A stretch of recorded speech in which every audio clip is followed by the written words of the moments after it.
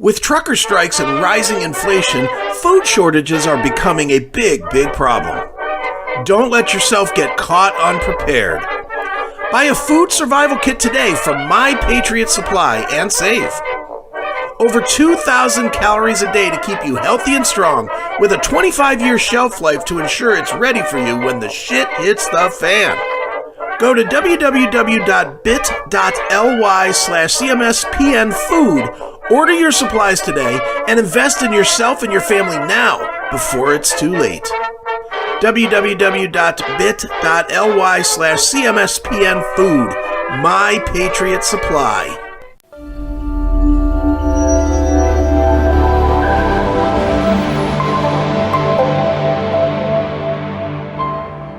Aftershocks TV, Matt and Chris back here with another great episode for you folks. And joining us today from Heavy Rockers, The Watchers, we've got the San Francisco Bay Area veteran himself, Mr. Tim Narducci. Tim, what's going on? Thanks for joining us. How are you, man? Oh, I'm doing well. Just hanging out, drinking a beer, and going to do a interview. Nice. Awesome. Well, the beer part of that's the best, no doubt. Yeah, it's good.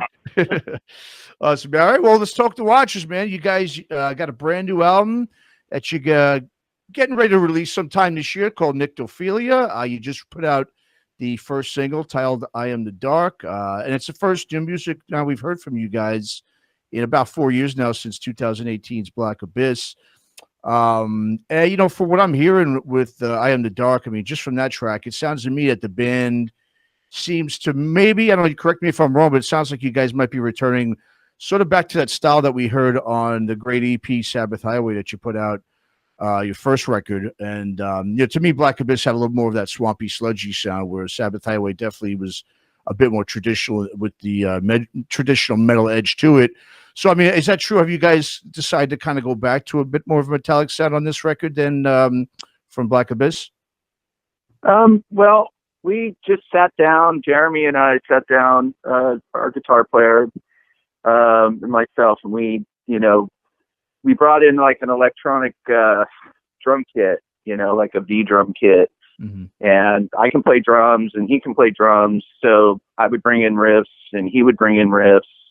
And this record just felt, I don't know, we were just kind of stepping out of, we love all kinds of music. We love stoner rock. We love heavy metal. We love all that stuff. But we just kind of went with just basically where our instincts took us. I bought this really cool dark cherry Flying V, and that's what we wrote the record on. So it kind of pushed I don't know. I think it had something to do with the material, but it's, I mean, that first single is really Jeremy's offering, as far as the music goes. And then I, laid the vocals down on it and the vocal melody and whatnot. Mm-hmm. But, I mean, we've got, this record kind of goes all over the place. I mean, it's got some sludgy stuff still too that kind of leans into Black Abyss, but I think it's just kind of an evolution of both records, to be honest with you. I think that the more that you tour and you bond and become a band and all that stuff, you evolve. Mm-hmm. So I think it's just an evolution of really like what we've done since we've been a band for about 5 or 6 years now, Sure. Mm-hmm. Yeah, no doubt. Well, I mean, one thing that definitely is the same from the last record, obviously, is you got Max Norman now, the legendary producer, who's back on the mixing board for this one. So, I mean, just from working with, Max now, having him do now 2 records with you guys, I mean, what is it about him that, in your opinion, that just makes him such a legend at what he does compared to, any other professional that you've worked with over the course of your, very long career in music? Well, he did Blizzard of Oz and Diary of a Madman. So, yeah, no, yeah, exactly.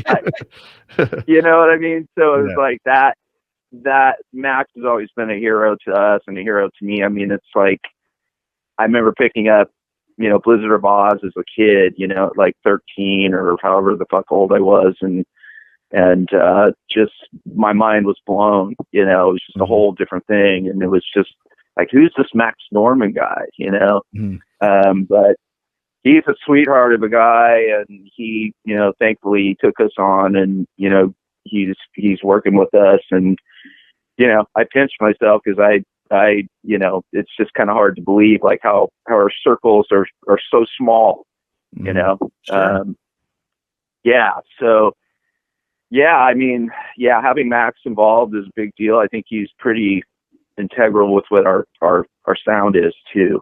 You know, he totally gets what we do. Mm-hmm. Yeah, no doubt. And then, you know, just, you know, speaking about your vocals, as you mentioned before, I definitely noticed something different just from listening to "I Am the Dark." It seems like there was sort of some added reverb and maybe even some additional maybe layers that I think are a little bit, I don't believe I've heard on the other Watcher records. I mean, is that something that you experimented more maybe this time around with the vocals? Did you add some things just to kind of switch it up a little bit, or just, I guess, talk about your vocal approach on the record as well? Yeah, well, this record, I just, you know, there's kind of a bit of a backstory with this record too. You know, my father had passed away about almost 3 years ago, and we literally went into the studio, I think the day or two after his service, his memorial. And it was just a very aggressive, I'm like, I'm going to sing as fucking high as I can sing. I'm going to push the boundaries as much as I can push them. And I think that comes across on this record. And it's a little bit different, you know. Some of the delay throws and things like that, I mean, I kind of hear that in my head as being a producer, and I'm like, yeah, well, let's make it do that. And the way we work with Max is, you know, we would do rough mixes, and I would add those effects in, you know, beforehand, just so he can hear what we're going for, and then he would, you know, it'd be like a roadmap for him, basically. But yeah, it's different, you know, it's a different approach. It's a really, really heavy record. Definitely leaning on the metal edge for sure. Mm-hmm. You know, due to the circumstances and whatnot, but, you know, I was going through a lot of pain at that time too. So I think it reflects, it's going to reflect on that record when that whole record comes out, you know? Sure. Sure. Tim, when you look at it, and I mean, you've mentioned it, you're touching on it a little bit, but you wrote this record in, I'm going to guess, the hardest part of your entire life, with your father passing and Greg passing and the pandemic, where you couldn't even use the music, you know, to get out and get a break. You know, that's the exact time when you wrote a record. Do you think that you're going to look at it in the future as a positive thing, or the place where you were able to let out that energy, or is it going to always kind of be that dark spot in your career? Well, I think, yeah, one, it's cathartic, and you know, yeah, it'll be part of that. Yeah, that part of my life, you know what I mean? But a lot of that record we wrote before my dad passed. In fact, we were on the road headed to go play some shows, and we were going to play like LA and then Vegas. We were supposed to do some festival thing down there. And, you know, I got the phone call, you know, my dad had a heart attack, and, you know, I didn't know how bad it was, you know, because we were like loading up the van, getting ready to go. And I heard from my mom, and she's like, no, just go.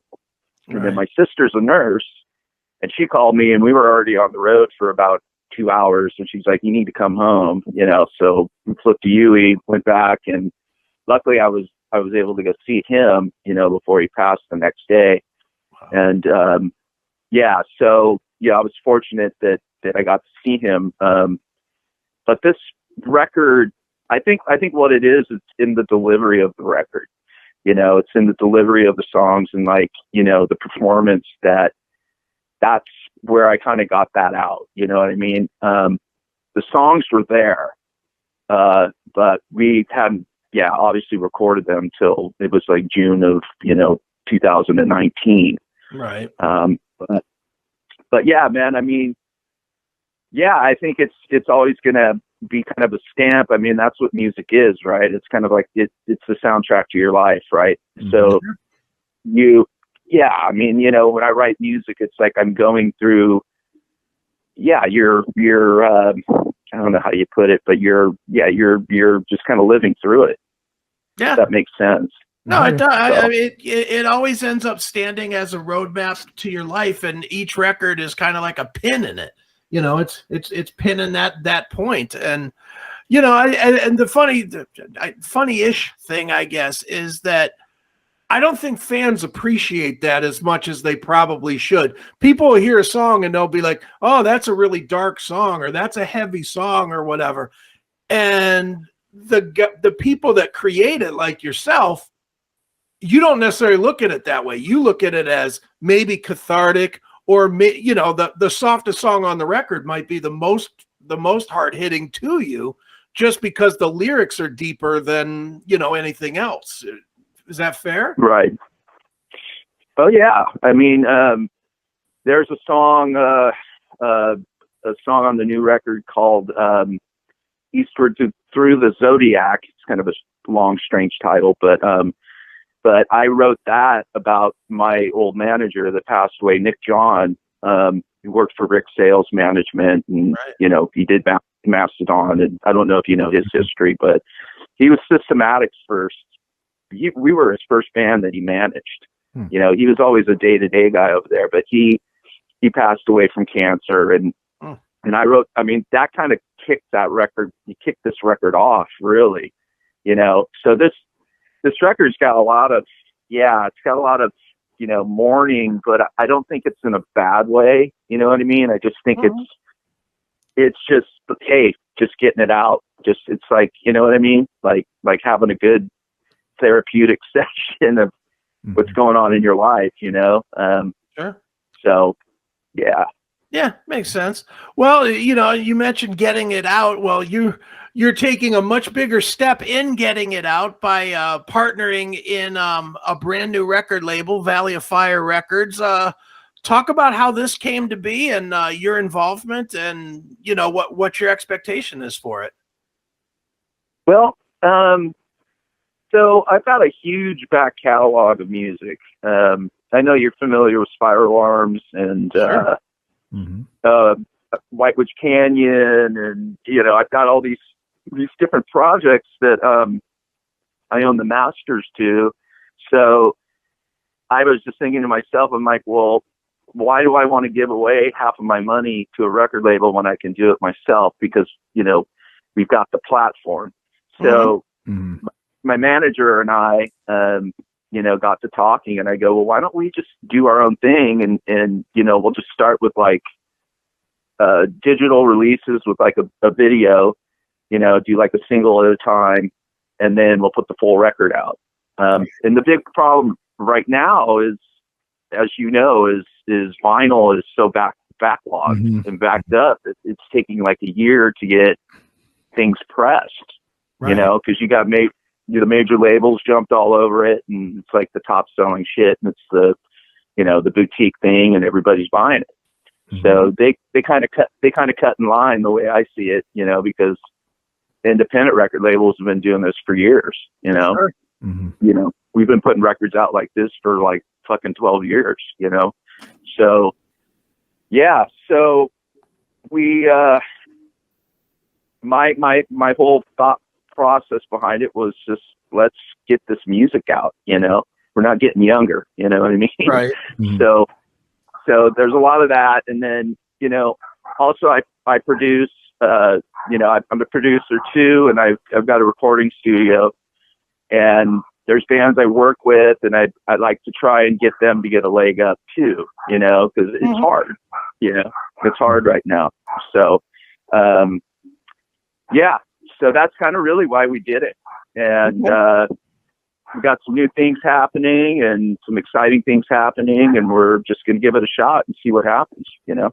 Sure. Very cool. Yeah. Well, yeah. One of the things, Tim, you definitely are really talented at is your production work. I mean, I think one of the best, one of the most, I guess, most best sonically sounding records I probably heard over the last 10 years is the Zed record you did, the Trouble in Eden. I thought that was just, oh wow, a great sounding record. Yeah, no, I mean, fantastic. So I think that's really great that you're doing that with Valley of Fire. I mean, so is a lot of these, bands you work with, are these a lot of artists you work with? Is it a lot of the bands within the Bay Area? Because the one thing around here is that there's not, I mean, you have Ripple, of course, which is a phenomenal label, but other than that, there's not really a lot of other little labels that really help out these smaller and upcoming artists. Right. Well, we were going through a process where, we were going back and forth to LA, and we were showcasing, off of the Black Abyss record, for like Metal Blade and Central Media and all these different labels and stuff. And, and it's just, I think a lot of it is just the deals that are offered these days. I just don't know how fair they are, so, yeah, it's I don't know. I think it's the right move to make. But as far as working with like local bands, like Zed and those guys, it's, I've been fortunate to get like some really cool bands to come in and I get to work on their music with them, and mix it. And it's great. It's great. Yeah. No doubt. And, obviously, Tim, I mean, obviously you've been in the business so long now. You've obviously experienced, a lot of changes to, not only the musical trends and technology advances, but just really in general, how the business works. You've obviously been on a major label. So you went through that experience. You've been obviously an independent artist, now starting your label. And the other thing that, if they're not aware of what you do, is you also have a few other bands. You play in a couple of cover bands, ZZ Top and I believe a Black Crowes cover band. Does it for you? I mean, does it ever frustrate? I should say maybe I don't know if frustrates the word or maybe discouraged, but when you're putting all this time and energy into writing, recording new music, and just because of the way the music industry really is right now, where artists are simply just not getting paid. I mean, do you ever think to yourself, like, why am I even trying to put all this energy into new music when I could go out there with those bands, enjoy the crowd? I mean, there's going to be always a crowd and energy that comes with it when you're playing, ZZ Top or Black Crowes music. Did you ever think about maybe just doing that instead of, having to really work your ass off just to get people to actually listen, to embrace new music these days? Because it's just, everybody's just so stuck into listening to old music now. I mean, have you ever, I'm not saying if you consider, but does it ever cross your mind, like, what am I doing? Maybe I should just do this, these other bands, because it's, you're guaranteed to get a reaction from a crowd. It's not something, you're not obviously a spring chicken anymore when you're in your early 20s and you have all that energy to get up there and work a crowd. I mean, what goes through your mind when because you do obviously have your own band as well as those other cover bands that you play in? Yeah, well, how do I put this? Playing the, doing the ZZ Top stuff to me is like, it's like going to the playground, you know what I mean? It's just, it's just, music's just so fucking rad, and we have so much fun doing it. And we get paid handsomely to do it. You know what I mean? So it's part of being in the music business. But the original stuff, I mean, there's always going to be that side, where you create, and that's just what I do. And it's like, I don't know how to put it. I don't set my expectations like super high. I just put my music out and say, hey, I'm going to throw it out to the universe. And if people react to it, fucking great. If they don't, then it is what it is. It's my art. It's like, making a painting or something. People love it or they fucking hate it. Whatever. It is what it is. That's true. You know what I mean? So I think what that end of it is it's just being an artist. You know what I mean? It's being an artist. And then when I go and do the ZZ Top thing, it's being a performer.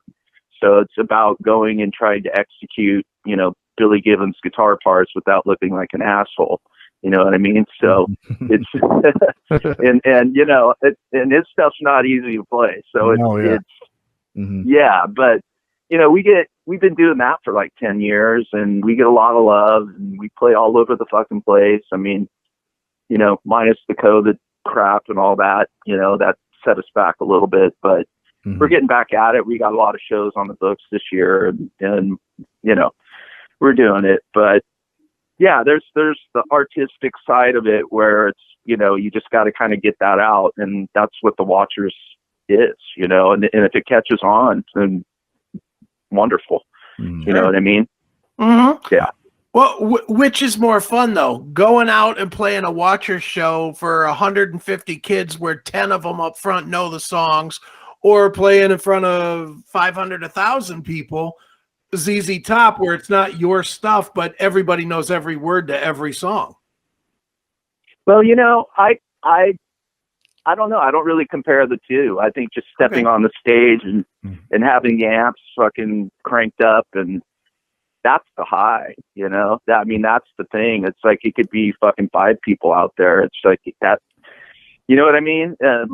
It's nice to have, it's nice to have 1,000 people to play in front of, but you know, sometimes it's not always the case. I mean, and then you have, you know, the COVID stuff where, you know, half the people are scared to go out, and then half the people are like, fuck it. And, you know, they're just living their lives, you know? So we're dealing with that, you know.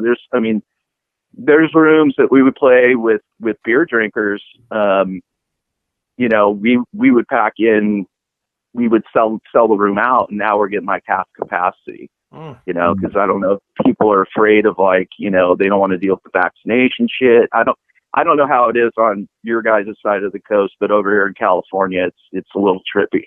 You know, it just depends on what county you're in, and just what the rules are. So we're just testing the waters really right now, because we're finally getting back out there. But I think it's going to open up. I think people are going to chill eventually. But there'll be some people that will be afraid to go out, you know, but that'll be that, you know. It is what it is. Live how you want to live, man. You know? Yeah, exactly, man.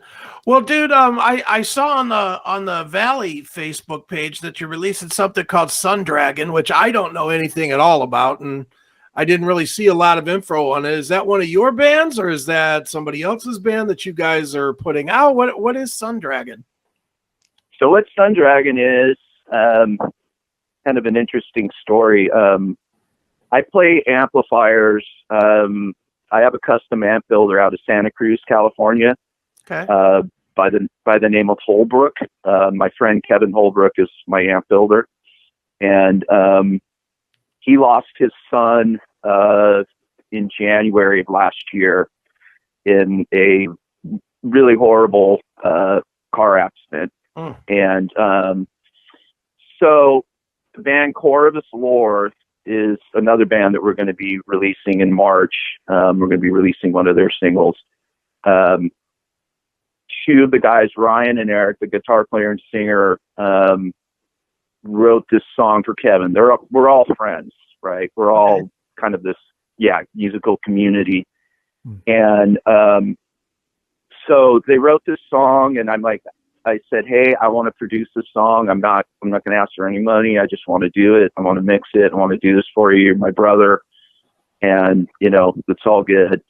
And so we did this song, and I ended up singing like harmony vocal on it. Okay. And so I sing like a second verse, and I sing on the chorus. I do harmonies, and I play the slide guitar part at the very, very end of the song. So we got to talking, and I was just like, you know, this is kind of the chemistry is so good, and the song's so fucking good. I was like, we should do more of this, you know. This is almost kind of like the Temple of the Dog thing, you know, like something beautiful out of a horrible tragedy, if that makes sense.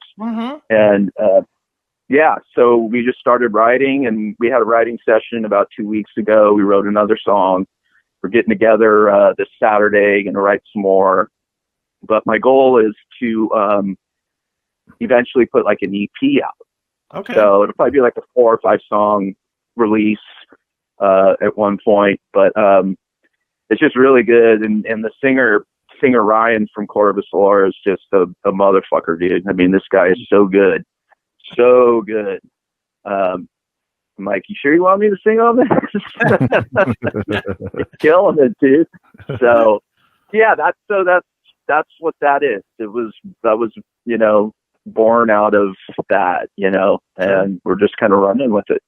Absolutely, man. Well, it sounds like there's all kinds of good stuff coming in the next couple of months, and it sounds like you're going to be busy for a while, man. So obviously we want people to check out the lyric video that's out there for I Am the Dark, It Is the Watchers. And Tim, where should we tell people to go to keep up with you and keep up with the Watchers and keep up with Valley of Fire and all that stuff? Yeah, well, the Watchers, was it the Watchers Band? It's Facebook. Valley of Fire is on Facebook. We usually just kind of stick on Facebook. We don't really fuck around with Instagram or any of that. Okay. There'll be a website in the works for the Valley of Fire stuff, which we talked about, right? Right. So, yeah, so we're going to get that going, and yeah, just keep an eye out. We're going to try and get some new music out there, and we got some cool re-releases. We're going to re-release the Freedom record. I finally got that record back from nice. TV. Awesome. Yeah, so that's going to come out in July. I think we were going to put it out like on Independence Day or something like that. We were thinking, but Okay. yeah, there's just a lot of music. I got the unreleased Fire Alarms record, which I'm looking at, getting that closer to fruition, and there's just a lot of stuff, and some new bands in tow too. Some bands people haven't heard of, so Awesome. kind of push forward. Absolutely, man. Well, one more time, the video is I Am the Dark, It Is the Watchers. It's out there on YouTube now, and if you haven't watched it 10 times, you're fucking up. So get out there and watch it at least 10 times. Make Tim's numbers go up so that more people will even see it. And Tim, it's always fun chatting with you, man, and thanks for joining us here on Aftershocks. Thanks, Tim. Thank you guys, man. Much appreciated.